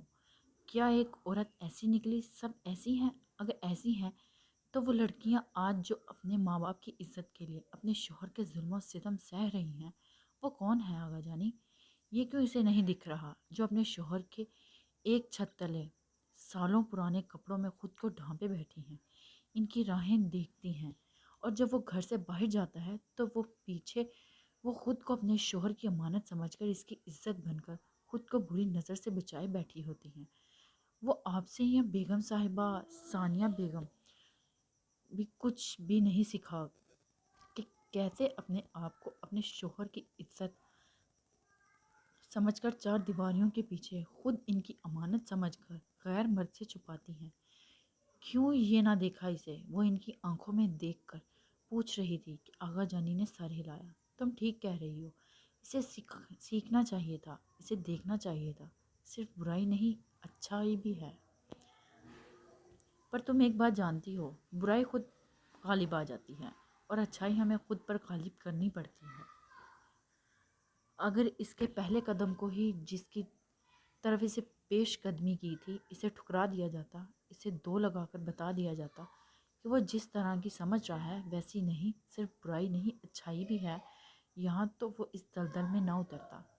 اس نے جس طرف پیش قدمی کی اسے سراہا گیا، اس کی حوصلہ افزائی کی گئی۔ تو بیٹا یہی حال ہوتا ہے جس انسان کا، جس طرح اس وقت میرے پوتے کا ہے۔ اور رہا تمہارا قصور کیا ہے، تو تمہارا قصور نہیں میری جان، تمہاری اچھائی سے جب وہ ٹکرایا تو تمہارے گریز، پاکیزگی، حیا نے اس کے قدم جکڑ لیے، اسے تمہاری طرف بڑھنے نہ دیا گیا، تو اس کی برائی لڑنے لگی تمہاری اچھائی سے۔ اور کہتے ہیں برائی یہی خواہش کر کے اچھائی سے لڑتی ہے کہ وہ اس پر فتح مندی حاصل کر لے، اچھائی کو ہرا دے گی، اور تب تک لڑتی ہے، مقابلہ کرتی ہے جب تک اس سے منہ کی نہ کھائی۔ یہی ہو رہا ہے، وہ تم سے لڑ رہا ہے، تمہاری اچھائی کو آزمانا چاہتا ہے کہ تم بھی اس کی ماں کی طرح نکلو گے۔ جب اس نے تمہاری طرف پیش قدمی کی تو تم نے اسے ٹھکرایا اور اس کی پاکیزگی کو دیکھ کر وہ اور تمہارے پیچھے پڑ گیا۔ تم نے جب اس کے پیسوں کی آفر بھی ٹھکرا دی تو اس نے یہی نکاح والا رستہ اپنایا، پر کس نے اس کا ساتھ نہ دیا اور اس نے مجبور ہو کر تم پر جبر کی، تم سے زبردستی نکاح کیا اور اس گناہ میں مجھے بھی شامل کر دیا، انہوں نے کہہ کر نظریں چرائیں اور تقویٰ کے منہ سے الفاظ چھین لیے گئے۔ اب وہ اس اچھائی برائی پر کیا دلیل دے؟ ہاں یہ تو سچ تھا کہ برائی مقابلہ کرتی ہے اچھائی سے اور جیت ہمیشہ اچھائی کی ہوتی ہے، تو کیا اس کے رب نے اسے مقابلہ کرنے کے لیے چنا تھا؟ اس کی اچھائی اپنے رب کو پسند آئی تبھی تو اسے چنا گیا تھا، پر کیا وہ اس سے لڑ پائے گی جس میں ہر برائی ہے؟ کیوں نہیں لڑ سکے گی؟ ایک عورت میں بہت طاقت ہوتی ہے، وہ چاہے تو مرد کو گمراہ کرے، چاہے اجالوں میں لائے، اسے بتائے اچھائی برائی پر غالب ہے۔ اور سائم میں تمہیں احساس دلاؤں گی کہ تم جو کر رہے ہو وہ کیا ہے، وہ کتنا غلط ہے۔ وہ اپنے دل میں عہد کرنے لگی، اگر دونوں مراقبے سے باہر آ گئی تو کچھ اس نئے نویلے دولہے کا بھی خیال کرو، اور آغا جانی جائیں وہاں سنبھالیں اپنے کیے کا انجام۔ وہ سب کچھ آغا جانی پر الٹ چکا تھا اور خود ہاتھ صاف کرتا اب اس مولانی کے انتظار میں تھا۔ مجھے معاف کر دو تقویٰ، میں تمہیں یہاں سے لینے آئی تھی، پر وہ کہتی شرمندگی اور احساس گناہ سے آنکھیں نہیں اٹھا رہی تھی۔ تقویٰ نے کچھ نہیں کہا تو وہ آغا جانی خاموش نظر اسے دیکھتی اپنی کلائیوں سے خاندانی سونے کے کڑے اتار کر اس کی کلائی میں پہنا گئی۔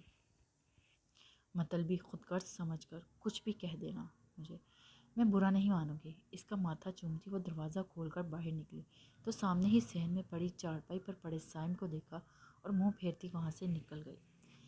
گاڑی میں بیٹھتے اس نے ڈرائیور کو چلنے کا حکم دیا، جس پر وہ سر کو خم دیتا گاڑی سٹارٹ کرتا، ایک نظر دروازے پر کھڑے چھوٹے سائم پر ڈالتا چلا گیا۔ سائم نے مسکرا کر دروازہ بند کیا اور اپنے قدم روم کی طرف اٹھائے جہاں اسے بتانا تھا کہ اب بتاؤ، تم جیسی لڑکیاں تو مجھ پر تھوکنا بھی گوارا نہیں کرتی تھی، اب اس کے نکاح میں آ کر تم کیسا محسوس کر رہی ہو؟ وہ اس کے روم کے سامنے پہنچا تھا کہ اسے احساس ہوا اس نے صبح سے کچھ نہیں کھایا۔ وہ ایک ایک نظر روم کے بند دروازے پر ڈال کر وہاں سے نکلا۔ باہر کچھ دور ہی آبادی تھی۔ وہ ایک چھوٹے ریسٹورنٹ سے کھانا پیک کروا کر واپس آیا۔ دروازہ بند کرتے وہ کچن میں آیا، وہاں رکھے کچھ برتنوں کو پانی سے صاف کر کے انہیں پھونک مار کر ان میں کھانا نکالنے لگا۔ دروازہ کھولو مولانی۔ ہاتھوں میں ٹرے تھامے وہ دروازہ کھولنے کی کوشش کرنے لگا، پر وہ اندر سے بند تھا، جسے دیکھ کر وہ تقویٰ سے بولا۔ بیڈ پر بیٹھی سکڑی سمٹی تقویٰ اس کی آواز پر مزید خوفزدہ ہو گئی۔ نہیں، وہ بھرائی آواز میں بولی کہ سائم کے چہرے پر مسکراہٹ رینگی۔ اس نے جیب میں ہاتھ ڈال کر دوسری کیز نکالی اور اس سے دروازہ کھولا۔ اندر داخل ہو کر بیڈ پر بیٹھی تقویٰ پر ایک شرارت بھری نظر ڈالی۔ اوہ سوری، شاید تم نے نہیں کہا تھا، پر میں کیا کرتا مولانی، تمہارا دیدار کرنے کے لیے آنا ہی پڑا۔ دیکھو اپنی دلہن کا کیا حال ہے۔ اور کہتا چل کر اس کے پاس آیا اور تقویٰ کے سامنے ٹرے رکھی۔ تقویٰ تو حواس باختہ سی اسے اندر داخل ہو کر سامنے کھڑے پھٹی آنکھوں سے دیکھنے لگی۔ مجھے گھر چھوڑ دو اب، اور کیا باقی ہے، وہ چلائی۔ سائم ریلیکس ہے اس کے سامنے شوز اتارتا بیٹھا۔ رات کو بتاؤں گا ابھی کیا باقی ہے مولانی، اس وقت کھانا کھاؤ۔ اس نے نوالا بنا کر اس کے چہرے کو دیکھتے اپنے منہ میں ڈالا۔ کھاؤ، بہت زبردست ہے۔ اس نے دوسرا نوالا بنا کر اس کے منہ کی جانب کیا تو تقویٰ نے نفرت سے اپنا چہرہ پیچھے کر لیا۔ دور رہے مجھ سے، نہیں کھانا۔ اس کا ہاتھ جھڑکتی وہ بولی، آنکھوں میں نفرت سے چنگاریاں نکل رہی تھیں۔ تم ایسے نہیں ماننے والی۔ وہ اس کا منہ ٹھوڑی سے پکڑ کر اس کی مزاحمت کو نظر انداز کرتا اس کے منہ میں نوالا ڈال چکا تھا۔ کھاؤ اب، اس نے روتی ہوئی تقویٰ کو غصے سے کہا، جس پر وہ آنسو صاف کرتی اپنے کانپتے ہاتھوں سے نوالا بنا کر کھانے لگی۔ اس سے میں سمجھ گیا کہ تم سے ہر بات زبردستی میں منانی پڑے گی۔ کیوں؟ پانی کا گلاس منہ سے لگاتے پوچھا، پر تقویٰ نے کوئی جواب نہیں دیا۔ کچھ نوالے لے کر وہ پیچھے ہٹ گئی۔ بس اتنا سا؟ سائم نے اسے پیچھے ہوتے دیکھ کر کہا اور خاموش نظر ڈال کر رہ گئی۔ کھاؤ، اس بار وہ روب سے بولا کہ اس کے گلے میں ہچکی دب گئی۔ اب بھوک نہیں ہے، گھٹنوں میں منہ چھپا کر وہ بولی تو سائم خاموش نظر ڈال کر وہاں سے ٹرے اٹھائے چلا گیا۔ تم تیار نہیں ہوئی؟ میں نے تو سنا ہے تھا فرسٹ نائٹ ہر لڑکی سج کر اپنے مزاجی خدا کا انتظار کرتی ہے، پر تمہیں تو دیکھ کر لگ رہا ہے کہ جیسے تمہارا شوہر مر گیا ہو۔ وہ اس کے پاس آ کر لیٹتا اس کی پشت دیکھتا بولا، ایسا ہی ہے۔ وہ بھرائی آواز میں گھرائی تو روم کی فضا میں سائم کا جاندار قہقہ پڑا۔ اچھا آؤ تمہیں احساس دلاؤں، تمہارا شوہر ابھی زندہ ہے۔ وہ اس کے بازو سے پکڑ کر کھینچ چکا تھا اور وہ جھٹکے سے اس کے سینے پر آ گری۔ چھوڑو مجھے۔ اپنی کمر پر اس کی گرفت دے کر وہ سخت مزاحمت کرنے لگی، جس پر سائم محظوظ ہوتا اس کے چہرے سے سکارف اتار چکا تھا۔ تمہارے بال اور تمہاری آنکھیں بہت خوبصورت ہیں مولانی۔ اس کے چھوٹی کے بل کو کھولتے وہ ان میں انگلیاں پھنسا کر بولا کہ وہ اس کے لمس پر سسک اٹھی۔ چھوڑے سائیں پلیز، اس کے لمس پر مچلتی تقویٰ اس کے اثار سے نکلتی۔ تقویٰ بیڈ سے اتر کر دور کھڑی ہو گئی۔ سائم نے مسکرا کر اس کے کامتے نازک سراپے کو دیکھا، جس کے کالے بال کسی ریشم کی طرح سامنے آ گرے تھے۔ سائیں کی جان، ابھی چھوڑ رہا ہوں، پر رات کو نہیں۔ گہری نظروں سے دیکھتے وہ بولا اور اس کی روح کو کپ کپانے پر چھوڑ کر کروٹ بدل کر اپنے منہ پر تکیہ رکھ لیا۔ بھاگنے کی کوشش مت کرنا، باہر مجھ سے بھی برے انسان بیٹھے ہیں۔ نیند سے بھری آواز میں وہ تکیے کے نیچے سے بولا کہ تقویٰ نے اسے دیکھا اور آہستہ سے قدم اٹھاتی باہر آئی۔ آپ سے برا کوئی ہو نہیں سکتا سائم، بہت برے ہیں آپ، بہت۔ وہ بے بسی سے باہر آئی، دروازے کو بند دیکھ کر صحن میں چارپائی پر بیٹھی روتی ہوئی بولی۔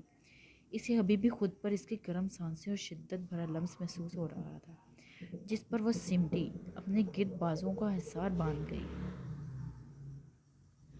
پتہ نہیں وہ رات میں اس کے ساتھ کون سا حشر کرے گا، یہ سوچ سوچ کر ہی اس کی جان ہوا ہو رہی تھی، پر وہ جانتی تھی اپنا حق وہ لے کر رہے گا، زور یا زبردستی سے۔ یہی غم ڈرا اسے کھائے جا رہا تھا۔ حویلی آ کر آغا جانی غم زدہ سی اپنے روم میں بند ہو گئی کہ ثانیہ بیگم کے بار بار پوچھنے پر بھی انہوں نے کوئی جواب نہ دیا اور اس سے کہہ دیا، مجھے اکیلا چھوڑ دو۔ وہ جس طرح ٹوٹی ہوئی تقویٰ کو چھوڑ کر آئی تھی، ان کا دل غم سے پھٹا جا رہا تھا۔ وہ کیسے کسی ماں کی کوکھ کے ساتھ ایسا کر سکتی ہے؟ کیسے کسی یتیم کے ساتھ اتنا برا کر سکتی ہے؟ یہ کیا کروا دیا ان کے پوتے نے ان کے ہاتھوں؟ وہ اس بیچاری لڑکی کو بے بس کر کے آ گئی تھی، اس کے ہاتھ پیر باندھ کر اسے اپنے پوتے کے حوالے کر آئی تھی۔ دانیال کی آتی مسلسل کالوں نے انہیں سوچوں پچھتاووں ملال سے نکالا۔ آغا جانی کہاں ہے میری بہن؟ اس کی کوئی خبر ملی؟ کہاں ہے وہ سائم؟ میں اسے چیر کر 2 ٹکڑوں میں تقسیم کر دوں گا، مجھے بتائیں کہاں ہے وہ؟ آغا جانی کے کال اوکے کر کے کان سے لگانے پر دوسری طرف بے چین اضطرابی حالت میں بپھرا شیر دانیال گھررا اٹھا۔ تم سے کچھ کہنا ہے، انہوں نے آنسو صاف کرتے دانیال سے کہا کہ وہ ٹھٹک کر اٹھا اور موبائل کو گھورنے لگا۔ اسے خطرے کی گھنٹیاں بجتی سنائی دینے لگی۔ بتائیں، سہمے دل سے کہتے اس نوجوان بھرپور مرد کی حالت بھی کسی معصوم سے بچے کی طرح ہو گئی تھی۔ میں نے تقویٰ اور سائم کا نکاح کروا دیا ہے، انہوں نے کہہ کر گہرا سانس بھرا، اور دوسری طرف دانیال سناٹوں کی زرد میں آ گیا۔ اس کے سر پر تو ساتوں آسمان ٹوٹ پڑے، وہ جیسے ان کے نیچے دب گیا ہو۔ یہ آپ کیا کہہ رہی ہیں؟ ہکلاتے اس نے پوچھا تو اس کی حالت پر آگا جانی رو پڑی۔ مجھے معاف کر دو دانیال، میں نے یہ فیصلہ بہت سوچ سمجھ کر لیا ہے، انہوں نے روتے ہوئے کہا۔ کیا سوچ کر لیا ہے؟ وہ دھاڑ اٹھا۔ کچن میں بیٹھی عائشہ اندر تک کام کر رہ گئی۔ دانیال میرے بچے، مجھے معاف کر دو، انہوں نے روتے ہوئے ندامت سے التجا کی، پر دوسری طرف اپنے حواسوں میں ہوتا تو بتاتا۔ کہاں ہے انصاف کرنے والا میر وجاہت حسن؟ اس کی حالت ایسی ہو گئی تھی کہ ابھی سائم اس کے سامنے ہوتا تو وہ اسے 1000 ٹکڑوں میں تقسیم کر دیتا۔ انہیں نہیں معلوم دانیال، آغا جانی گھبراتی ہے، دروازے کی طرف دیکھتی گویا ہوئی۔ اوہ، تو یہ تم دونوں پوتے دادی کا کھیل ہے۔ میری بہن نے انکار کیا تو اسے تم جاگیردار لوگوں نے انا کا مسئلہ بنا کر اسے اٹھوا لیا، اور اسے زبردستی اپنے پوتے کا نکاح کروا کر اب مجھ سے معافی کی التجا کر رہی ہیں۔ بتائیں کہاں ہے آپ کا پوتا؟ اسے میں بتاؤں گا اغوا کرنے کا انجام کیا ہوتا ہے۔ یہاں وہاں چکر لگاتے وہ غصے سے آپے سے باہر ہو رہا تھا۔ بیٹے معاف کر دو دانیال، ہم ان کا اچھے سے نکاح کروا دیتے ہیں، سب کے سامنے اسے بخش دو۔ آغا جانی کا دل کر رہا تھا جائے اور اس کے پاؤں میں گر جائے۔ آپ نہ بتائیں، میں خود پتہ لگا لوں گا، پھاڑ میں گئی بدنامی، اس نے کہہ کر کال ڈسکنیکٹ کر دی اور روم میں یہاں وہاں چکر کاٹنے لگا۔ تو یہ حقیقت تھی، وہ سائم زید میری بہن کو اغوا کر گیا تھا اور اب معافیاں مانگی جا رہی ہیں۔ اس کا بس نہیں چل رہا تھا، وہ اس حویلی کو ہی آگ لگا دے۔ کل سے بھوکا پیاسا اپنی بہن کو ڈھونڈ رہا تھا، نہ اپنا ہوش تھا نہ گھر میں موجود اس خاموش وجود کا کہ کچھ کھا بھی رہی ہے کہ اسی طرح پڑی ہے۔ ہارون کو جب معلوم ہوا تو وہ اس سے کافی بار ملنے کی کوشش کر چکا تھا، بار بار کال کر رہا تھا، پر اسے کسی بات کا خیال نہیں تھا، صرف اپنی معصوم بہن کا چہرہ سامنے گھوم رہا تھا۔ سوچتے سوچتے وہ پاگل ہو رہا تھا، اور جن سے امید تھی وہ ساتھ دیں گے وہی قصوروار نکلے۔ وہ بے آواز روتا ہوا ہاتھوں میں سر تھام کر بیڈ پر بیٹھ گیا۔ پتہ نہیں کیسی حالت ہوگی اس کی بہن کی۔ گاڑی کی چابی اٹھاتا وہ واپس گھر سے نکلا۔ کہاں ہو؟ دروازہ بند کر لو لڑکی، اس کی آواز پر نہ بھیگا چہرہ صاف کرتی عائشہ دوپٹہ سر پر ٹھیک کرتی کچن سے باہر نکلی اور آہستہ سے دروازہ بند کرنے لگی۔ تب تک وہ وہاں سے نکل چکا تھا۔ ہیلو لیلا، لیلا کی پریشان آواز اسپیکر سے گونجی۔ مسز ہانیہ مسکرا دی۔ کیا ہوا لیلا، تم ٹھیک ہو میری جان؟ مسز ہانیہ نے پریشانی سے پوچھا۔ آنٹی سائم کہاں ہے؟ وہ میری کالز کیوں نہیں اٹینڈ کر رہا؟ آپ اس سے کہیں وہ مجھے کال کرے، مجھے اس سے بہت باتیں کرنی ہے۔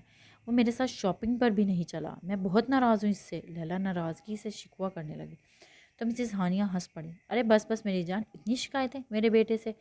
پہلے اس کی طرف سے دیے گئے پیغام تو سن لو۔ وہ مسکراتی شرارت سے بولی کہ لیلا کھلکھلا کر ہنسی۔ کیسا پیغام آنٹی؟ اس نے دلچسپی سے پوچھا۔ یہی کہ وہ اپنے دوست کے ساتھ شہر سے باہر جا رہا ہے، اپنے دوسرے دوستوں کو انوائٹ کرنے اور تمہارے لیے سرپرائز لانے، انہوں نے مسکرا کر کہا۔ لیلا مسکرائی۔ اوہ، میں سمجھی وہ شاید مجھ سے ناراض ہیں۔ چلو پھر کل رات کو ملتے ہیں، بائے۔ وہ خوشی سے جھومتے وہ کال ڈسکنیکٹ کر گئی بغیر مسز ہانیہ کی سنے، اور وہ موبائل کو دیکھتی کندھے اچکا گئی۔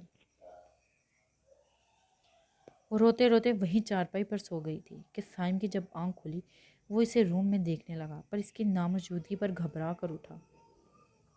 مولانی، وہ پکارتا باہر نکلا، پر وہیں دہلیز پر ٹھٹک کر رک گیا۔ سامنے ہی وہ لان کی گلابی سوٹ میں کھلے گھنے بال پر خود پر پھیلائے سو رہی تھی۔ سائم اس پر مسکراتی نظر ڈال کر واپس روم میں چلا گیا۔ کچھ دیر بعد فریش ہو کر نکلا۔ رات کے کالے سائے آسمان پر چھا گئے تھے، آس پاس سے عشاء کی اذانیں سنائی دینے لگی تھی۔ سائم نے حیرت سے اسے دیکھا اور سر جھٹک کر دیا۔ وہ دوپہر کا بچا ہوا کھانا گرم کرنے لگا کہ اس کے ہاتھ سے پلیٹ چھوٹ کر نیچے گری، اور تقویٰ ہڑبڑا کر اٹھ بیٹھی جیسے سائم اس پر حملہ آور ہو گیا ہو۔ پر اپنے پاس کسی کو نہ پا کر وہ سکون بھرا سانس بھر گئی، دوپٹے کے لیے اندر بھاگی۔ مجھے وضو کرنا ہے، ہاتھ مروڑتی وہ کچن سے کچھ فاصلے پر کھڑی ہوتی بولی۔ سائم اس کے اس قدر کریز پر ہنس پڑا۔ آ جاؤ یہاں سے پانی لے لو۔ اس نے واش بیسن کی طرف اشارہ کیا تو اس نے لب کچل کر وہاں سے گزر کر اندر جانے کا فاصلے کو دیکھا۔ آ جاؤ، اس کاموں میں شیطان کا بھائی ثابت نہیں ہوں گا۔ اس نے کہتے اس کے لیے رستہ چھوڑا تو وہ ایک غصے بھری نظر ڈال کر آہستہ سے قدم اٹھاتی اندر آئی اور سانس روکے اس کے قریب سے گزر کر پانی برتن میں لینے لگی اور لے کر جیسے آئی ویسے ہی باہر نکل گئی۔ وضو کر کے وہ روم میں آئی اور جائے نماز ڈھونڈنے لگی۔ یہاں سائم کی آواز پر وہ مڑی اور اپنے پیچھے کھڑا دیکھ کر حیرت ہونے لگی۔ بھلا اسے جائے نماز کا بھی پتہ ہے؟ وہ اس کے سوالوں پر ہنس پڑا۔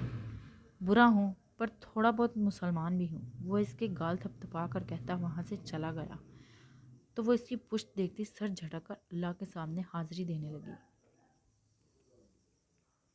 اس نے نماز پڑھ کر دعا کے لیے ہاتھ اٹھائے اور وہ چارپائی پر کھانا لگاتا بیڈ پر بیٹھ کر اسے دیکھنے لگا۔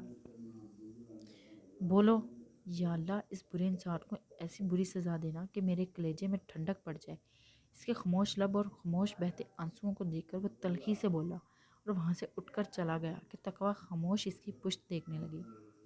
تمہاری سب سے بری سزا یہی ہوگی سائم زیدی کہ اللہ تمہیں تمہارے گناہوں کا احساس دلائے۔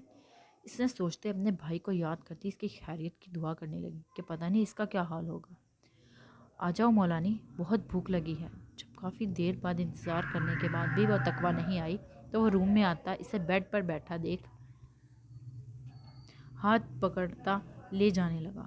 مجھے نہیں کھانا، چھوڑو مجھے۔ وہ اپنی کلائی اس کی گرفت سے آزاد کروانے لگی پر ناکام۔ کھانا تو پڑے گا۔ اس نے زبردستی پھر سے اسے کھانا کھلایا اور وہ سخت مزاحمت کے بعد بھی ہار گئی۔ کھانا کھا کر وہ برتن اٹھا کر کچن میں چلا گیا اور تقویٰ کو گھبراہٹ ہونے لگی۔ وہ کچھ نہیں کر رہی تھی، کوئی مزاحمت نہیں کر رہی تھی کیونکہ اسے معلوم تھا وہ کمزور لڑکی ہار جائے گی اس کے سامنے۔ تبھی خاموش چارپائی پر بیٹھ گئی۔ سائم کچن سے مسکراتا نکلا اور اس سے سر جھکائے چارپائی پر بیٹھا دیکھ اس کے سر پر کھڑا ہوا۔ تقویٰ کام کر رہ گئی جب اس نے اس کی کلائی تھامی۔ شوہر کے حقوق سے تو واقف ہو مولانی۔ اسے اپنے سامنے کھڑا کرتے سائم نے اس کے سر سے سکارف اتار کر چارپائی پر پھینکا اور جھک کر اس کے کان میں گویا ہوا کہ تقویٰ آنکھیں میچتی لب آپس میں پیوست کر گئی۔ اگر نہیں واقف تو چلو آج میں تمہیں اس پر تعلیم دیتے ہیں۔ وہ اسے باہوں میں اٹھا کر اس کے پسینے سے بھیگے چہرے کو دیکھتا روم میں لایا اور اسے بیڈ پر لیٹایا۔ وحشی کا مطلب جانتی ہو؟ اس کے پاس لیٹ کر سائم نے اس کے بالوں کو چہرے سے پیچھے کرتے گال سہلاتے پوچھا۔ پلیز، وہ خوفزدہ ہو کر بولی اور اس سے فاصلہ قائم کرنے لگی کہ بروقت سائم نے اس کی کوشش کو ناکام کرتے اس کی کمر کو جکڑ لیا۔ ارے تم تو ڈر گئی۔ میں تو تم سے مطلب پوچھ رہا تھا کیونکہ مجھے کسی نے کہا ہے وحشی اب بھی وحشی ہوں، یا اس محترمہ کو وحشی کا معلوم نہیں؟ معاملہ میری سمجھ سے باہر تھا، تم بتاؤ۔ وہ اس کا چہرہ دیکھتا مسکراہٹ دبا کر بولا کہ تقویٰ خوف سے نفی کرنے لگی۔ اوکے گائز، پھر ملتے ہیں نیکسٹ ایپیسوڈ میں۔ آج تک کے لیے اتنا ہی۔ اللہ حافظ۔